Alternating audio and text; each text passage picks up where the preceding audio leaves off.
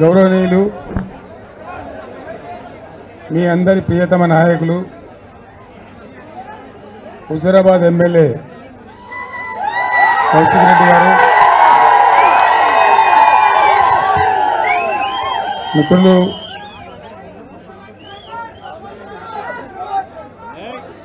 విద్యార్థి జీవితం నుంచి ఉద్యమంలో పాల్గొన్న మిత్రులు గెల్లు శ్రీనివాస్ గారు, మాజీ ఎమ్మెల్యే మిత్రులు రసమయ్య బాలకృష్ణ గారు, మాజీ ఎమ్మెల్సీ నారదాస్ లక్ష్మణరావు గారు, గౌరవనీయులు ప్రస్తుత ఎమ్మెల్సీ మీకు మంచి పాటలతో విషయమంతా చెప్పినటువంటి దేశపతి శ్రీనివాస్ గారు, మన జడ్పీ చైర్మన్ గారు రవీందర్ రెడ్డి గారు, బాలకృష్ణరావు గారు, బండా శ్రీనివాస్ గారు, మున్సిపల్ చైర్మన్ రాజేశ్వరరావు గారు, వేదికను అలంకరించినటువంటి ఎంపీపీలు, జడ్పీటీసీలు, ముఖ్య నాయకులందరికీ నమస్కారం. మీ ముందు వినోద్ కుమార్ గారు ఈరోజు పార్లమెంట్ ఎన్నికలు పోటీ చేస్తున్న విషయం మీకు తెలుసు. ఒకటే ఒక మాట ఎక్కువ చెప్పే అవసరం లేదు. 14-15 సంవత్సరాల తెలంగాణ ఉద్యమంలో చివరి దశకు వచ్చే టైంలో నేను ఒక మాట చెప్పిన. నేను చెప్పిన మాట ఏంటంటే, అంతా ఆంధ్ర పేపర్ వాళ్ళు ఉన్నారు. అప్పుడు వాళ్ళందరూ కూడా ఉద్యమాన్ని ఎనిమిది చేయాలని చూసేవాళ్ళే. హైదరాబాద్ నుంచి నేను ఢిల్లీ పోతా ఉన్నా. ఫైనల్ లాస్ట్ బాల్ అన్నమాట క్రికెట్లో. ఒకటే మాట వాళ్ళకి చెప్పిన, కేసీఆర్ గారు మీరు వెళ్తున్నారు, ఏం జరుగుద్ది అనుకుంటున్నారు అని అడిగినారు. నేను ఒక్కటే మాట చెప్పిన, సౌండ్ అంటే పెంచాయా బాబు,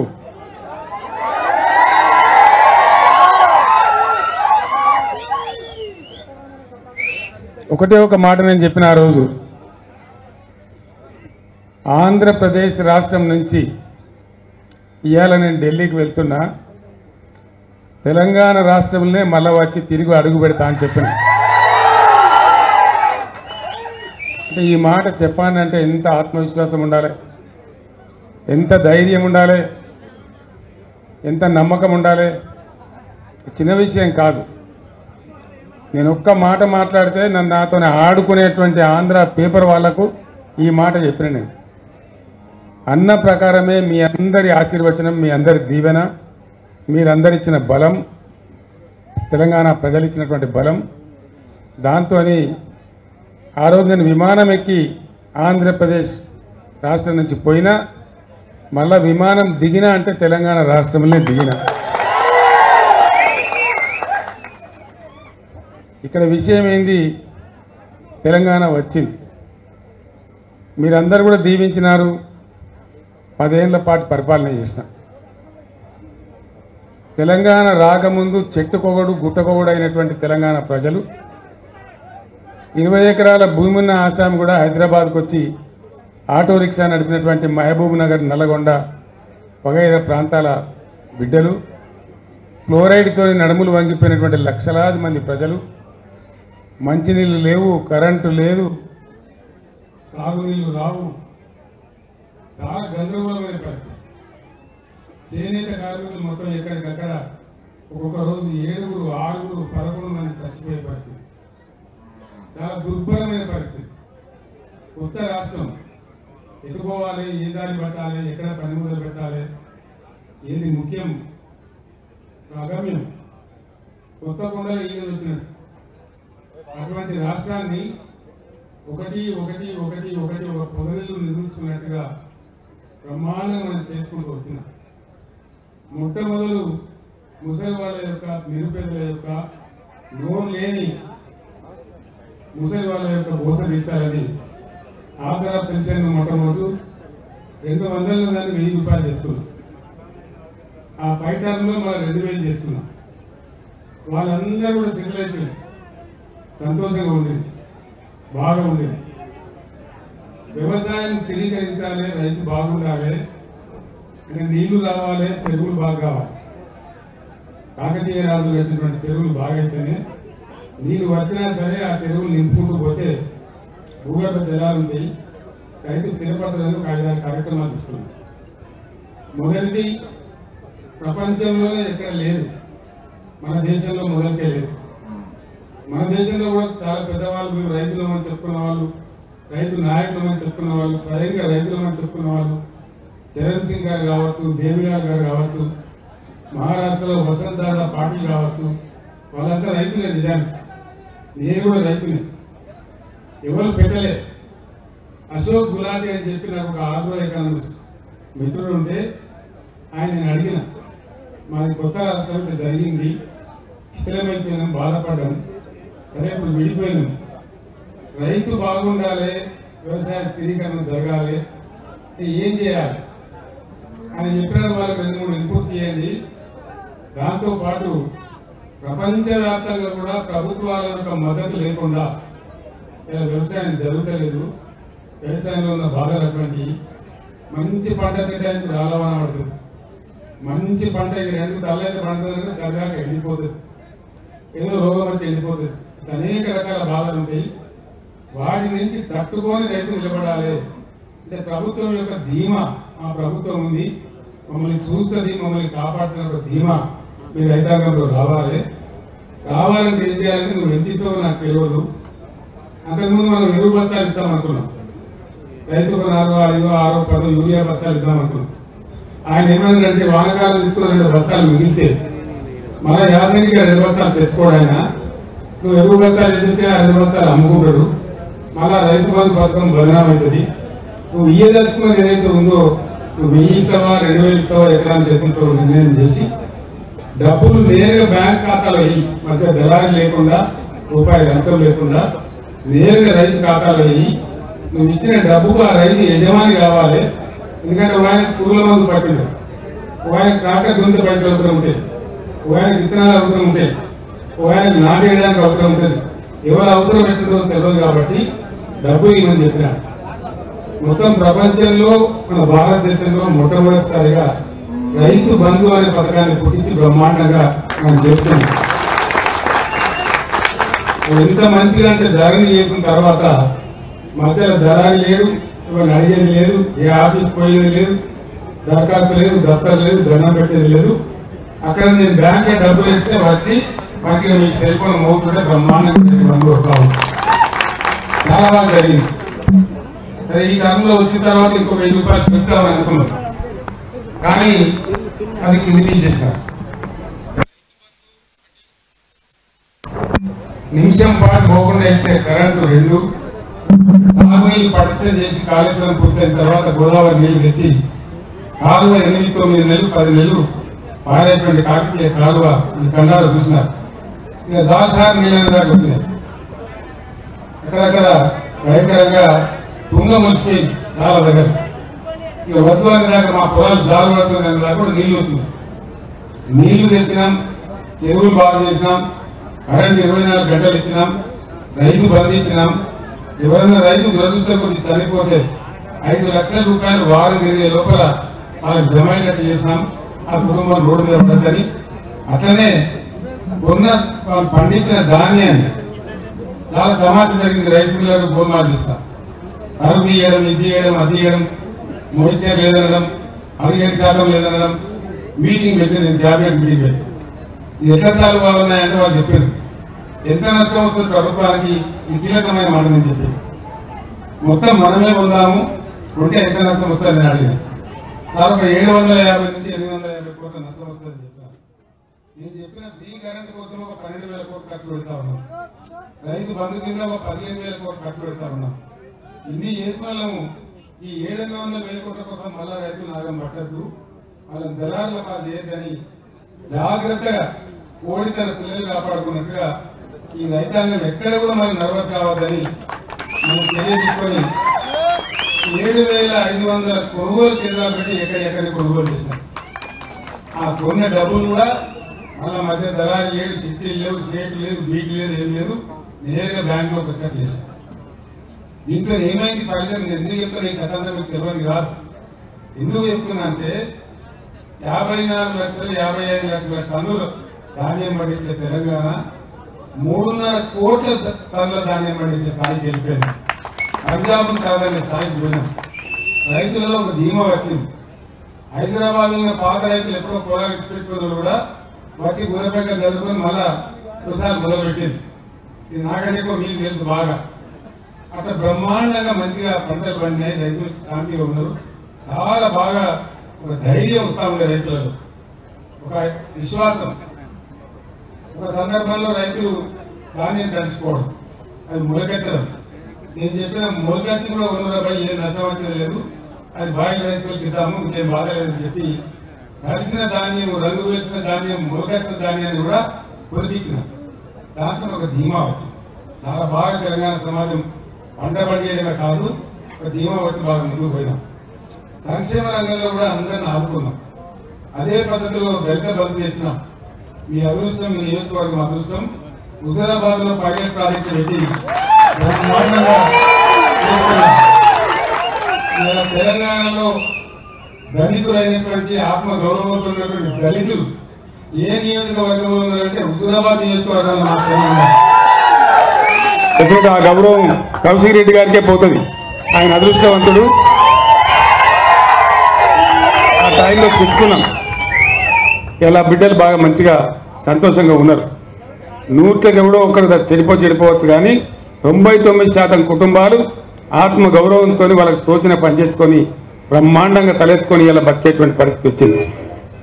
దాన్ని ఇంకా పొడిగించాలని చెప్పి అనుకోకుండా కొన్ని సందర్భాలు వస్తాయి. అదేం గొప్ప విషయం కాదు. పోయిన ఎన్నికల్లో మనం ఓడిపోయినాం. కారణం ఏంది? సింపుల్ మాట, చాలా సింపుల్. అని ఏం లేదు, బ్రహ్మరాశి. మనోళ్ళకి జర అలవాటు కదా, జర మంచిగా కాగానే ఉబ్బుడు, జర్రంతా ఎడమెడం కాగానే సగ్గుడు. ఇదంతా మనకు అలవాటు మన తెలంగాణ. మనం ఇవన్నీ ఏమైపోయింది, నీళ్ళు ఏమైంది, మంచిగా మిషన్ భగీరథ నీళ్ళు వచ్చినాయి, ప్రతి ఇంట్లో నల్ల వచ్చింది, 24 గంటల కరెంట్ వచ్చింది, రైతు బంధు వస్తూనే ఉండే, ఆడిపోతుంది. ఇవన్నీ అయిపోయినాయి. వాడేమో 5,000 ఎక్కిస్తా అంటాడు కదా, 2 అక్కడ 4,000 పెన్షన్ అంటాడు కదా. అత్యాశ పోయి మంచిగా ఉన్నది కదా అని మనం అనుకుంటే, మంచిగా ఉన్నదని చెప్తాం అనుకుంటే వాడు ఇంకేంటి ఎక్కువ కట్ట కదా పోయి అంటే చేస్తాం. సరే, మీ హుజూరాబాద్ టైగర్ కౌశిక్ రెడ్డి లాంటి గెలిచింది, దీవించి గెలిపించింది. నేను ఇవాళ చెప్తున్నా, కౌశిక్ రెడ్డి మొదలు నా దగ్గరకు వచ్చి పార్టీలో చేరినాడు. నేను చెప్పిన, కౌశిక్ రెడ్డి నువ్వు యువకుడు, నా కొడుకంత వయసుంది నీకు, నీలాంటి వాళ్ళు మంత్రులు కావాలి, కేంద్ర మంత్రులు కావాలి, భవిష్యత్తు ఉంటుంది, నీకు మంచి భవిష్యత్తు ఉంటుంది. నువ్వు ఇవాళ బై ఎలక్షన్కి ఆరాటపడకని చెప్తే ఆయన ఊకున్నాడు, నా మాట మన్నించి. నేను ఎమ్మెల్సీ చేస్తా అని చెప్పిన.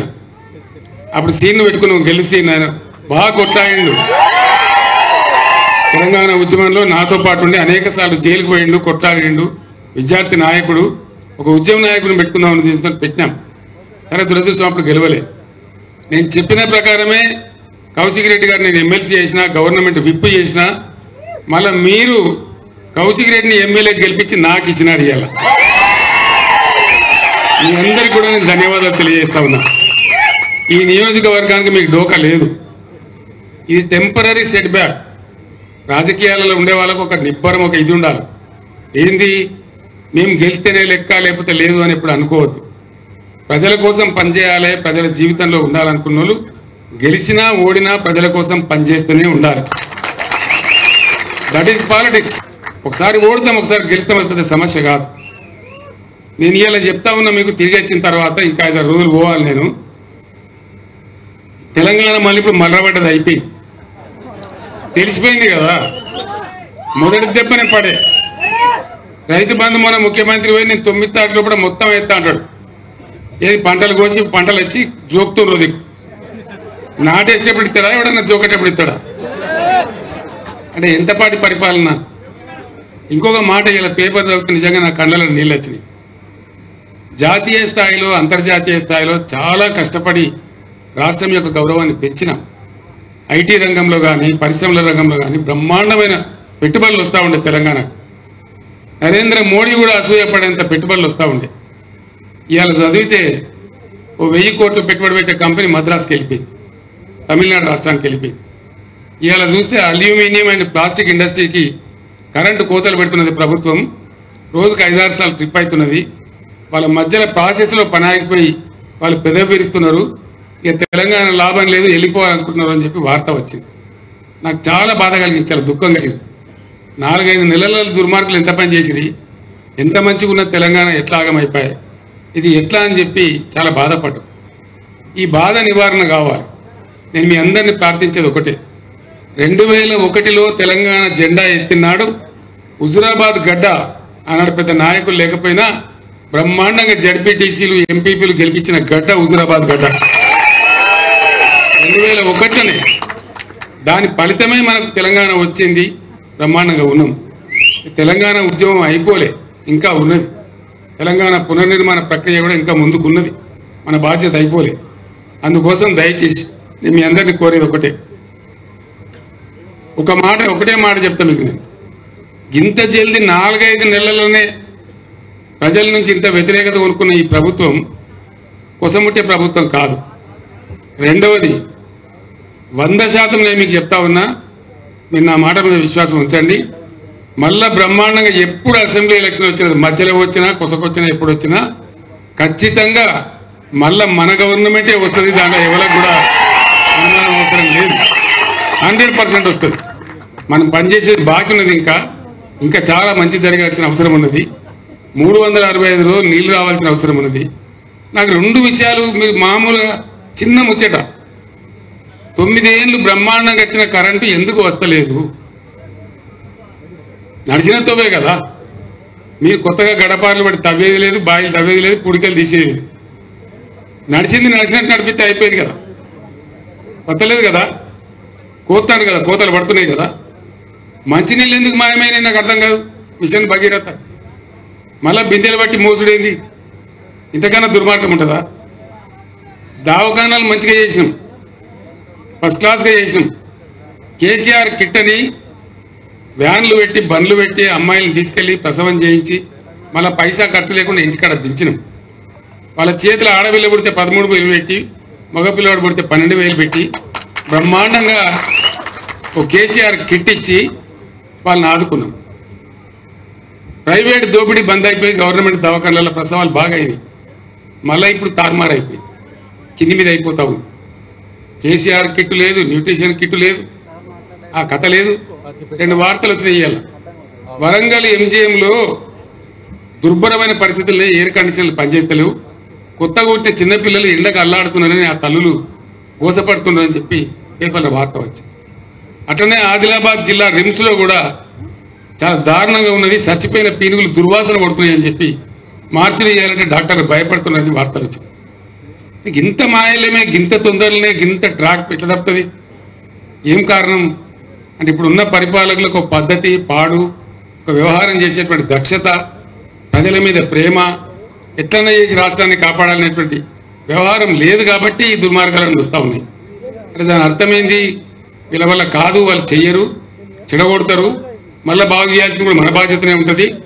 మళ్ళా మనం వచ్చేదాకా ధీటుగా పనిచేసి తెలంగాణ రాష్ట్రం కోసం, ప్రజల కోసం ఈ పార్టీ మీరందరు పేపర్లలో చూస్తున్నారు. నరేంద్ర మోడీ నేను మీ గోదావరి తీసుకుపోయి తమిళనాడుకు, కర్ణాటక ఇస్తా బాధ్యతతో చెప్తున్నాడు. ఆయన రాష్ట్ర ప్రభుత్వానికి పంపించండి ప్రపోజల్. కుయ్యమంటలేడు, కుట్టుమంటలేడు ముఖ్యమంత్రి. ఏం మతలవు, ఏం కారణం? ఉన్న గోదావరి పరాయి పాలైతే మన బతికేం కావాలా? ఈత గోదావరి పోతే గోదావరి కదా మన నీళ్ళు వచ్చేది. అది పోయిన తర్వాత మంచి నీళ్ళు ఇవి, తాగునీళ్ళు ఇవి, తెలంగాణ బతికేది. ఇంత ప్రధానమైన విషయం మీద కూడా ఆయన మాట్లాడతలేడు.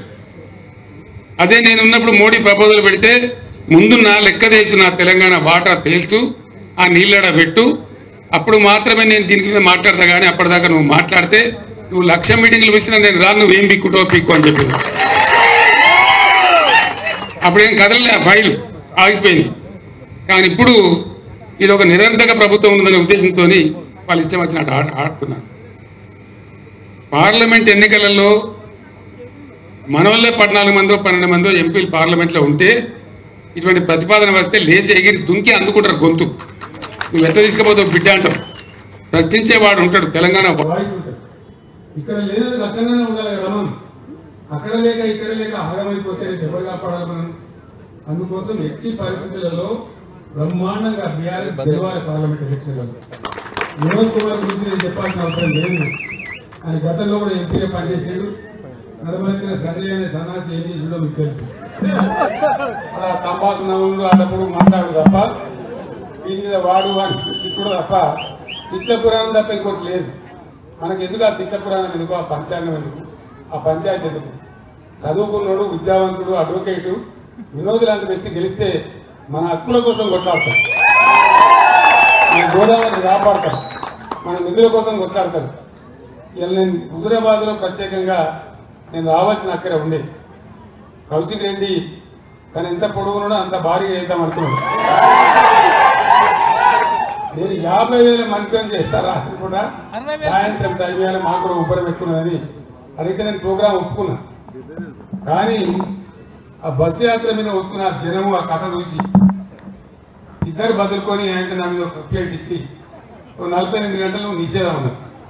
నేను మంచి మాట అబ్బాయి కాంతి దేవుడు ఉన్నాడు అంతే కదా, పొట్టోనెత్తి పొడుగోడు కొడితే పొడుగోని ఎత్తి పోషణ కొట్టింది. ప్రజలు ఉంటారు, న్యాయం చెప్తారేం బాధ లేదు అని సపరేట్గా 48 గంటలు నేను మూసుకున్నాను. దానిలో హుజూరాబాద్ ఎగిరిపోయింది. దానికి నేను నా మీద బాగా సాగిస్తాడు. నువ్వు ఆందాక పోయినా నువ్వు ఎత్తపోతావు, పోతే పోయినావు కానీ ఏ తిప్పాలని పడి మంచిర్యాల ఇక్కడ ఏ రాత్రి కానీ ఇడికే రా, ఈయనే ఉండాలి, నేను ఈ సంగతి అయితే చూసి పంపిస్తాను. మిమ్మల్ని అందరినీ జమ చేసి దాని ఉద్దేశం ఏంది, గుట్టకొచ్చిన కోస పెట్టబెట్టకపోతారా? నేను ఒక 200 మందిని బొట్టు పెట్టించింది రాత్రి పడుకోవడానికి గడ్డ పట్టింది నాకు.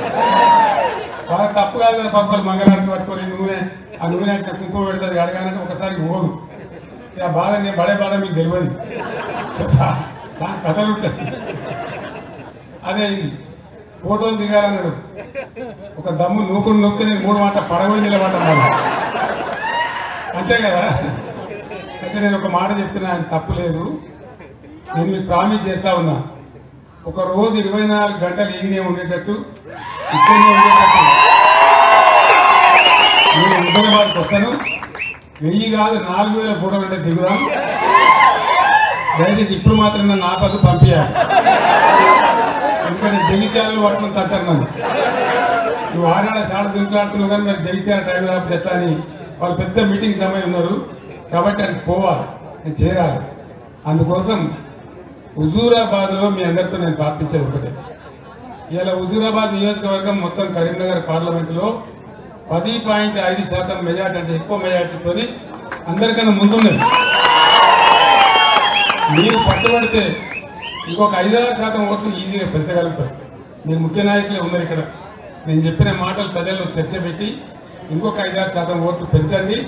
100% గెలిచినాక మీ ఎంపీని తీసుకొని నేను వచ్చి ఒక రోజంతా ఇన్నే ఉంటాను. అందరం కలిసి ఆనందంగా పండుగ చేసుకుందాం, ఆ రకంగా ముందుకు పోదాం. జై తెలంగాణ, కారు గుర్తుకే, జై తెలంగాణ, కారు గుర్తుకే. ధన్యవాదాలు.